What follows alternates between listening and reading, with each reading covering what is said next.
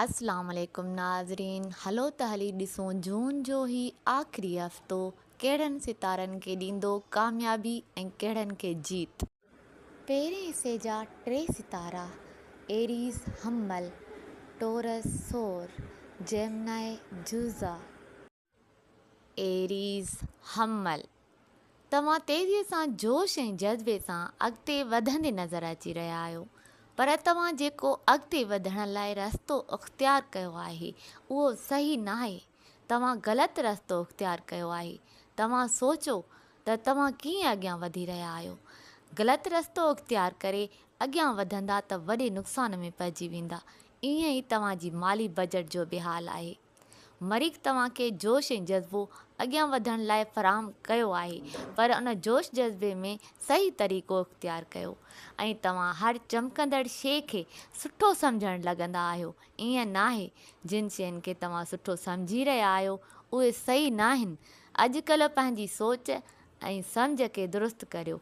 ख़रीदो फ़रोख़्त करण वक़्तु बि सोच सम्झ न लॻी रही आहे ऐं जोश में तमामु घणो ख़र्चो करे विझो था।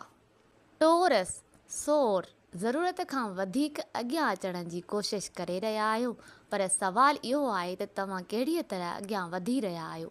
जोश ऐं जज़्बे सां गॾोगॾु का सुठी पॉलिसी बि जोड़णु लाज़मी आहे, त पोइ हेॾां होॾां नज़र विझो ऐं तव्हां पंहिंजे मक़सद खे हासिलु करण लाइ उन हद ताईं दीवानगीअ में शौक़ में मगन आहियो जो तव्हांखे दुनिया जहान जी का ख़बर ई न आहे।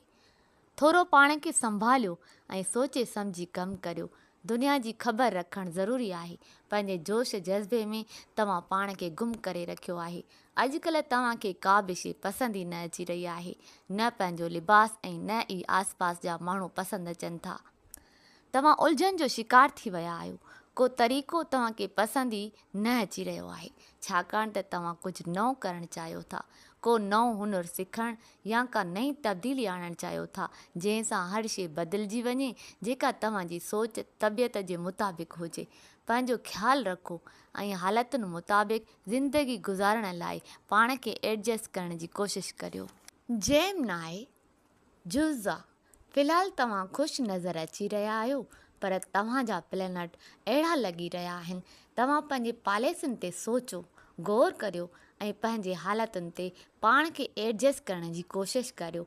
तव्हां वॾियूं वॾियूं घणे अरसे लाइ पॉलिसियूं ऐं प्लानिंग जोड़े वेही रहिया आहियो। पंहिंजी हींअर जी हालत ते ध्यानु ॾियो ऐं उन्हनि हालतुनि खे सुठे खां सुठो बनाइण जी कोशिशि करियो।